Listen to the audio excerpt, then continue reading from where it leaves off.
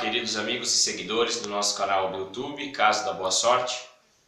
Ficamos aí, eu acredito que um período de 20 dias sem colocar nenhum vídeo no ar, devido à correria do princípio de ano. Irmãos, eu começo esse vídeo falando a respeito da questão dos oráculos dentro da religião tradicional iorubá. Eu já tenho alguns vídeos e artigos publicados a respeito do assunto, porém existe ainda em torno desse tema muitas dúvidas e confusões. Isso devido a vários motivos e fatores. O principal deles, infelizmente, a maioria dos sacerdotes que hoje praticam a religião tradicional iorubá no Brasil foram pessoas que migraram do culto afro-brasileiro e, quando se depararam com a tradição iorubá, acabaram criando todo um sincretismo e um cruzamento de informações a respeito dos dois segmentos dentro dessa questão. Também, infelizmente, acontece que de uns anos para cá o número de babalaôs brasileiros cresceu muito. E com isso a atenção ficou muito voltada para a questão de Ikim e Opelé Ifá, passando o jogo de búzios a se tornar um oráculo quase que inexistente e impraticado nessa tradição, o que na Nigéria não é fato, né? Os três oráculos principais, vamos lá, é o Ikim Ifá, o Opelé Ifá e o Erindilogun. Existem outros como Obi, Orobô e alguns outros elementos, mas os três principais seriam estes, né? Ikim Ifá e Opelé Ifá são oráculos utilizados pelos sacerdotes de Ifá, sacerdotes que são iniciados e que passam por um longo processo de aprendizado. Eles são treinados e formados sacerdotes de Ifá. Só que o que acontece no Brasil? Muitas pessoas, infelizmente, buscam a iniciação de Ifá como se isso fosse um investimento. Eu vou gastar o valor X para ser iniciado, mas como depois dessa iniciação eu vou me tornar sacerdote, eu vou iniciar outras pessoas e vou ter um retorno desse investimento. Virou uma jogada empresarial na realidade.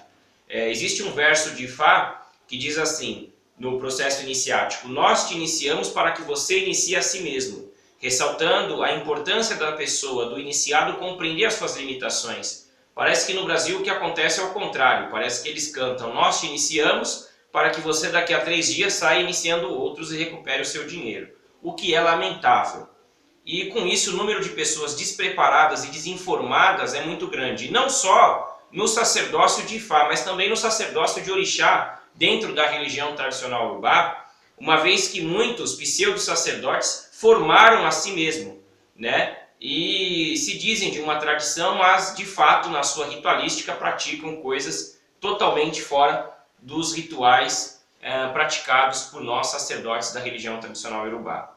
O que é importante ressaltar, o jogo de 16 búzios, Erindilogun, é um oráculo muito utilizado por nós, sacerdotes de Orixá. Esse oráculo é fato, ele é sacralizado, ele é preparado no momento em que o indivíduo está sendo submetido ao seu Idoshu, ou seja, quando ele está sendo iniciado no culto de algum orixá que utiliza o Erindilogun. Por qual motivo? Nem todos os orixás usam o Erindilogun.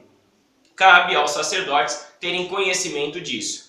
No processo iniciático, esse jogo, né, no meu vídeo de jogo de búzios que tem no canal eu explico alguma coisa a respeito, ele vai sendo sacralizado e ele é utilizado na consulta realizada no dia chamado Odioitá e no caso também no Odioide, no processo iniciático, e depois é entregue para a pessoa. O que acontece? Esse oráculo ele foi sacralizado, vamos supor, num processo iniciático para o orixá Obatalá. Ou seja, o indivíduo foi iniciado em Obatalá e nesse processo iniciático o jogo dele foi sacralizado.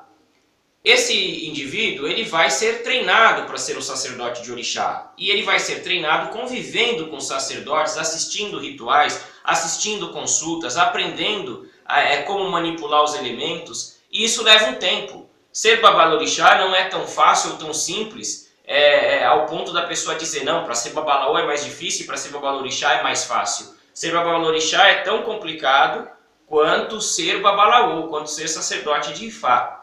Então, no processo de formação do sacerdote de orixá, ele vai aprendendo muitas coisas, inclusive os versos que ele tem que utilizar no momento da consulta ao Erindilogun, que é o jogo de 16 búzios. E o que acontece? Quando ele é formado e ele tem capacidade, competência e autorização para atender outros, ele vai utilizar o seu oráculo que foi preparado em seu Idoshu. O interlocutor daquele oráculo sempre será o orixá para qual o jogo de 16 búzios foi consagrado, foi sacralizado. Vejam bem, eu digo interlocutor. Usar o termo orixá fala no jogo é absurdo, porque o jogo de búzios não fala. Vou reprisar algumas coisas que alguns antigos dizem. Se o búzio não falava vivo, imagina morto. Não fala. Orixá não fala no jogo. Ou é configurado um Odu, desse Odu, que é trazido pelo interlocutor, no caso o orixá, para qual o oráculo foi consagrado, cujo o Odu surge na consulta através do que nós acreditamos da manipulação de Exu, que é o orixá que vai manipular o sinal que vai surgir, e Exu também é responsável por fiscalizar o trabalho do sacerdote e a postura do consulente após a consulta. Só que o interlocutor é o orixá do oráculo, né? Surgindo aquele Odu, o Babaolo orixá ou Ayaolo orixá, eles precisam lembrar os fatos míticos, os versos daquele Odu, e ir interpretando aquelas mensagens para o consulente. Ou seja, ele vai fazer uma leitura, uma configuração do que trouxe aquele consulente para aquela consulta. E vai orientá-lo acerca dos seus problemas, das posturas que ele tem que tomar para resolvê-las e das providências espirituais que devem ser tomadas. É uma comunicação entre o sacerdote, a divindade e o ori do consulente. É muito importante compreender isso, né? Se Olodumare, que é o Deus Supremo, fala no oráculo, eu acredito e eu aprendi na prática, no dia a dia, não lendo o livro ou apostila, que Olodumare, o Deus Supremo, ele participa ativamente dos versos que contém o jogo de 16 búzios de Logum, inclusive os versos do Zitã e Fá, nos Odu Agbá e Omoldu. Se ele participa, muitos dos versos que tem esse personagem na história, sim, ele pode estar usando aquele verso para trazer uma mensagem. Olodumare, ele não é impedido ou proibido de se comunicar com o ser humano. Muito pelo contrário. Nós, seres humanos, é que em respeito à sua grandeza, não nos direcionamos diretamente a ele. Mas o contrário não é verdadeiro. Ele tem total liberdade de se dirigir a qualquer ser humano quando achar necessário. Ele é que está acima de nós e não nós que estamos acima dele. Então, eu acredito, dentro da experiência que eu tenho e das crenças que eu pratico, que o Olodumare, sim, ele tem total liberdade de, numa consulta oracular, revelar para o consulente os seus desígnios também. Não exigindo oferendas ou sacrifícios ou algo assim, mas intermediando através dos orixás o que ele deseja expressar para aquela pessoa, para aquele ori que está ali em busca de respostas.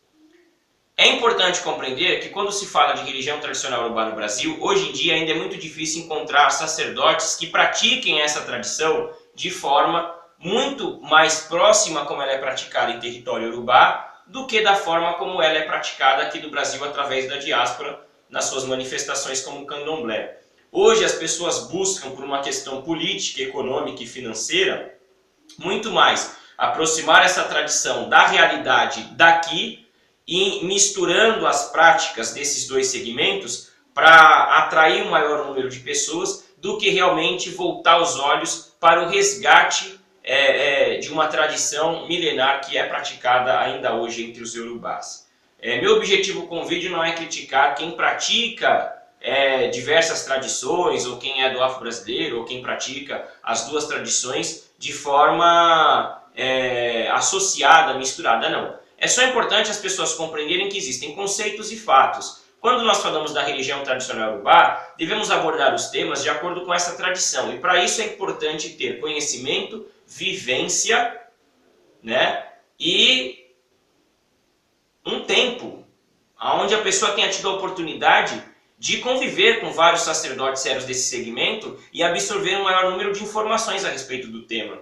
Quando falamos de algo apenas porque lemos em algum lugar ou porque ouvimos opiniões de outras pessoas, a gente está caindo no erro de reproduzir conceitos pessoais. E nem sempre conceitos são fatos, e contra fatos não há argumentos. E na religião dos orixás, dentro da tradição iorubá, existem coisas que são conceitos e existem coisas que são fatos. As pessoas precisam separar as duas coisas para que não se confunda a cabeça das pessoas que não fazem parte desse meio, dessa tradição, desse contexto, e que procuram respostas e informações e que, vendo uma opinião, vendo outra, vendo um conceito, vendo outro, acabam ficando mais confusas do que esclarecidas, e isso é muito perigoso, né? Meu objetivo também não é falar por toda a tradição iorubá, mas sim por aquilo que eu tive a oportunidade de ver, ouvir e presenciar. Penso que isso é muito importante. Então eu acredito que as pessoas precisam compreender essa questão. Se Erendilogum pode não ser chamado de Ifá, para finalizar o nosso vídeo, o que acontece? No princípio, Ifá ele era uma palavra totalmente vinculada a Ikin e ao Opuelé. Só que com o tempo, Ifá ele também tornou-se sinônimo do orixá chamado Orunmila, que é o deus do destino. Com o tempo, Ifá também tornou-se sinônimo para oráculo. A palavra Ifá ela passou a também ter o significado de oráculo, uma vez que neste oráculo está contido toda a sabedoria do povo iorubá com o objetivo de responder às indagações humanas. Então, o Erendilogum, sim, ele pode ser considerado Ifá. Ele não é um oráculo exclusivo de Orunmila. Ele é um oráculo dos orixás. Só que ele pode ser chamado de Ifá, no contexto de ser um oráculo que possui uma sabedoria cuja finalidade é responder às indagações humanas. As pessoas precisam compreender o sentido da palavra antes de afirmarem se uma coisa é uma coisa e outra coisa é outra coisa e se pode ou não ser chamada assim ou assado. A etimologia é importante, mas o contexto no qual ela se aplica é tão importante quanto. Meus queridos, muito obrigado pela atenção de todos. Até os próximos vídeos. Um grande abraço. Iriu!